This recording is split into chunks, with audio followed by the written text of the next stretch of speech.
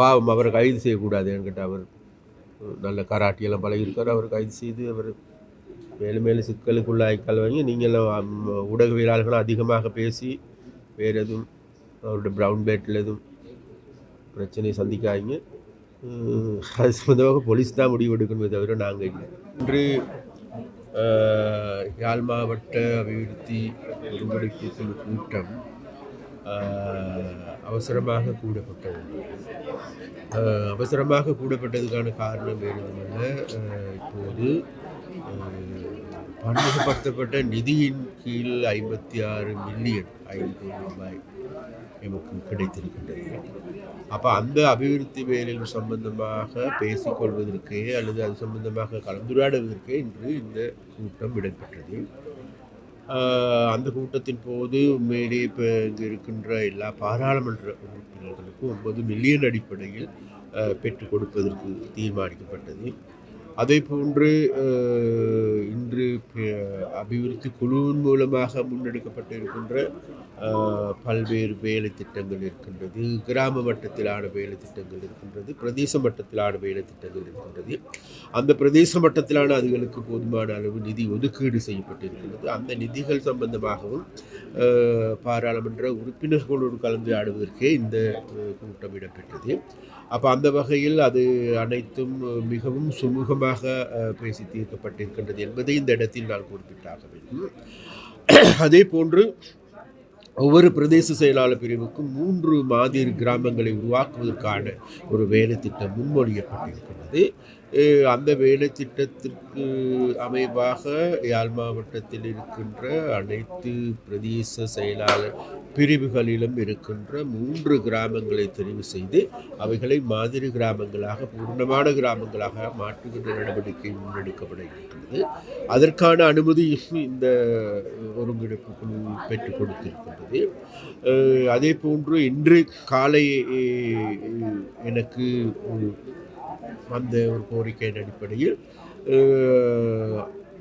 யாழ் மாவட்டத்திற்கு 500 மில்லியன் ரூபாய் ஒதுக்கீடு ஒன்று கிடைத்திருக்கின்றது.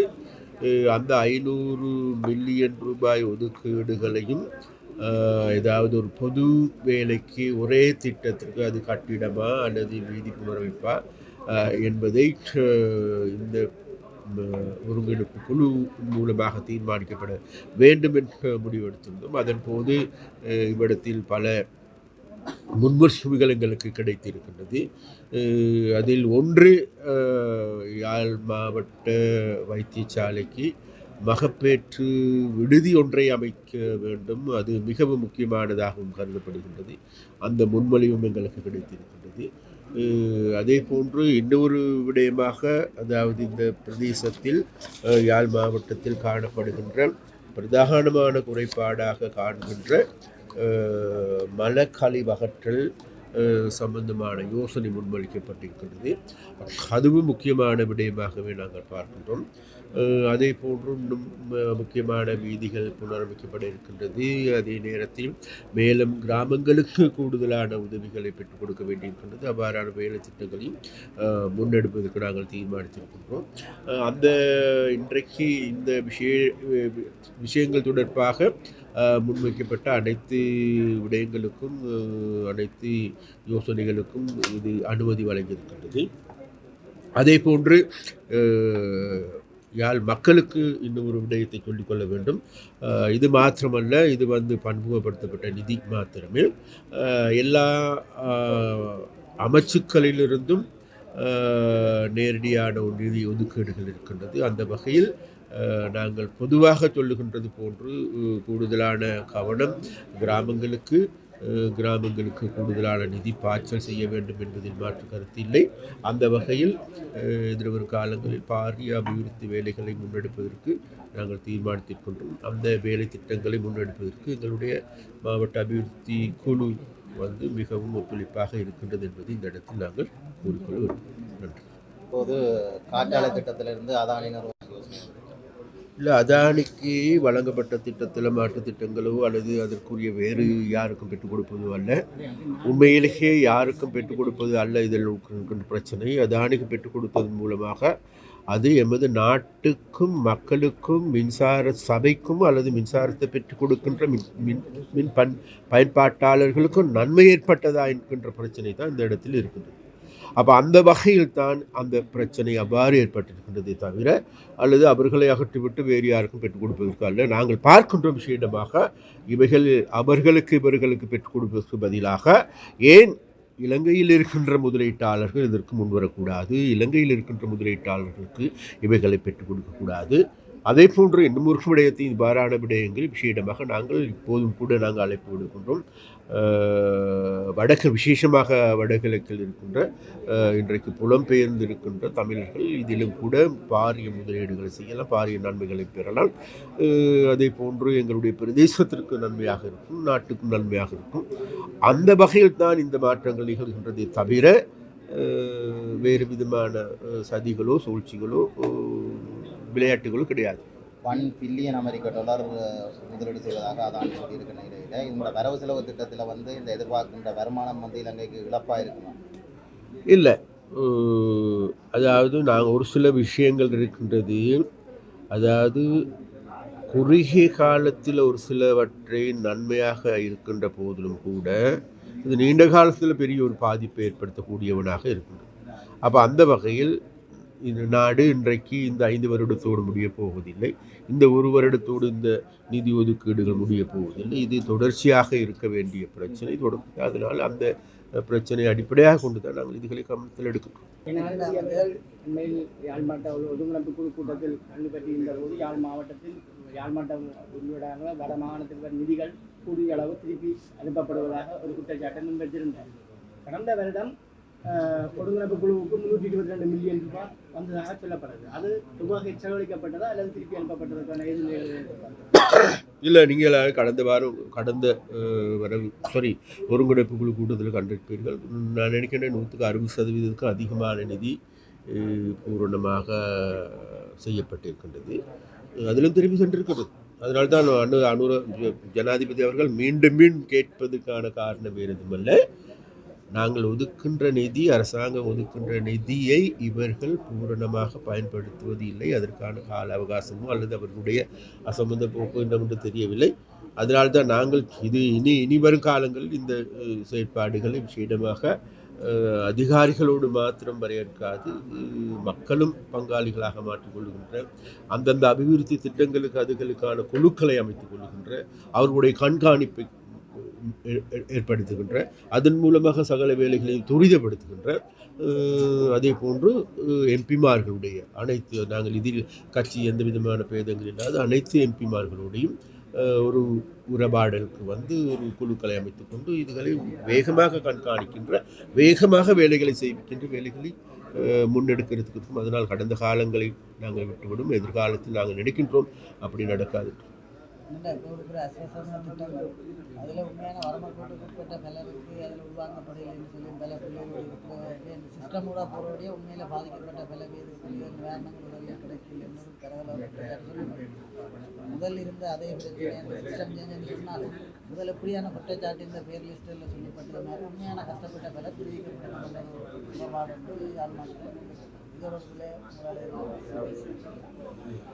உண்மையிலேயே நீங்கள் சொல்வதில் உண்மையும் இருக்கின்றது. அதனால் நாங்கள் இது சம்பந்தமாக எங்களுடைய பக்கத்திலிருந்து நாங்கள் பார்க்கின்றோம். இது சம்பந்தமாக உண்மையிலேயே இந்த அபிவிருத்தி குழு கூட்டங்களை நடாத்துகின்ற பொழுது அதில் விஷயமாக இந்த அதிகாரிகளுடைய கருத்துக்களை நாங்கள் எடுத்து பார்க்கின்ற பொழுது, அதிகாரிகளால் முன்வைக்கப்படுகின்ற முன்மொழிவுகளை எடுத்து பார்க்கின்ற பொழுது உண்மையிலே இது சாதகமாக பாதகமான நிலைமையாக இருக்கின்றதா என்பது எங்களுக்கு நன்றாக தெரிகின்றது.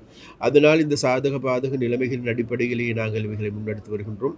அதனால் நிச்சயமாக நாங்கள் பார்க்கின்றோம் இந்த வரவு செலவு முடிவோடு விஷயமாக இவ்வாறு இருக்கின்ற முரண்பாடுகளை தீர்த்து கொண்டு உண்மையிலே மக்களுக்கு சேவை செய்கின்ற அதிகாரிகளை எங்களுக்கு தேவையை தவிர, நிறுவனங்களே எங்களுக்கு தேவையை தவிர, அதில் இருக்கின்ற ஆளுமை கொண்டவர்கள் தேவை தவிர மக்களுக்கு சேவை செய்யாதவர்களை வைத்துக்கொண்டு இனியும் என்கிட்ட இது மக்கள் கொடுத்திருக்கின்ற ஆணை, எங்களுக்கு மக்கள் வழங்கியிருக்கின்ற ஆணையை இந்த அதிகாரிகளுக்கும் புரிய வைக்க வேண்டிய தேவை இருக்கின்றது. அதை நாங்கள் படிப்படியாக செய்து வருகின்றோம். எதிர்காலத்தில் புரியாதவர்களுக்கு புரிகின்ற பாஷையில் பேச வேண்டி வந்தாலும் வருகின்றார். நாளைக்கு காலையில் இங்கே இருக்கின்ற கோப்பாய் ஆசிரியர் கலாசாலைக்கு கல்லூரிக்கு செல்கின்றார்கள்.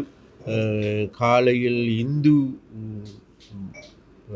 காலேஜுக்கு வருகின்றார், இந்து கல்லூரிக்கு வருகின்றார். அப்படி பல்வேறு வேலைகள் இருக்கின்றது.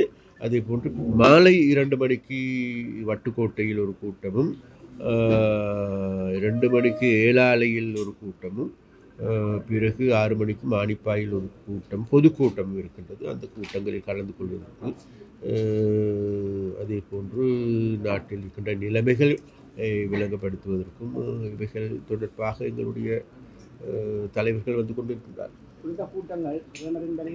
2 மணிக்கு பிறகு நடக்கிறது அரசியல் சார்ந்த கூட்டம்.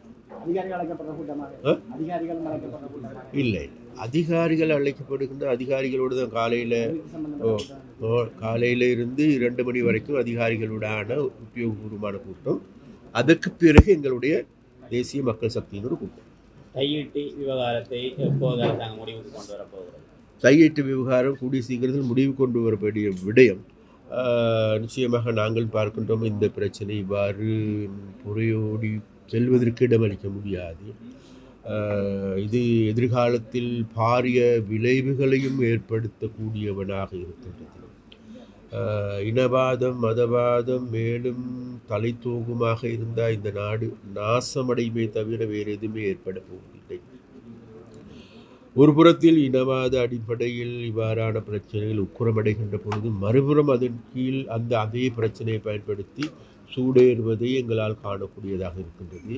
அதனால் இப்பொழுது மீண்டும் உறக்கத்தில் இருந்த இனவாத மதவாதிகள் மீண்டும் தலை தூக்கியிருப்பதை காணக்கூடியதாக இருக்கிறது.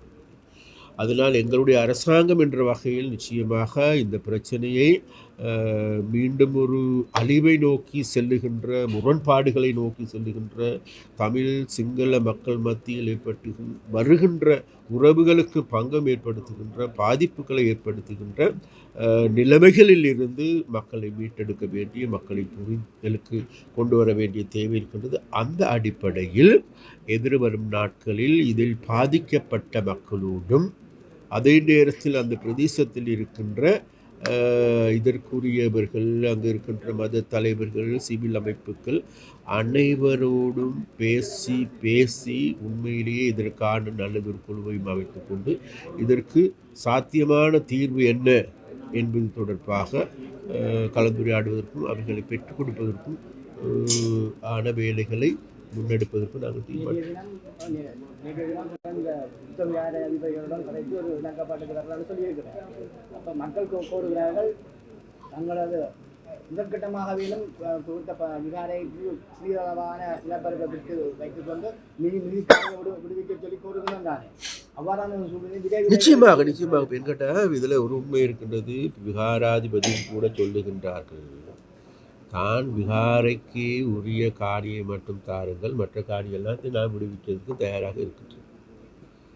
அப்போ அதனால் அவரோட இது சம்பந்தமாக பேசி அதே நேரத்தில் அந்த காணி உரிமையாளர்களுடன் பேசி இதற்கான ஒரு சுமூகமான தீர்வு தான் இப்பொழுது யாழ் மக்கள் எதிர்பார்க்கின்றதை தவிர இது முரண்பாடாக ஏற்படுத்தி மீண்டும் ஒரு மூட்படைகின்ற பிரச்சனையாக மாறக்கூடாது என்பது யாழ் மக்களுடைய விருப்பம்.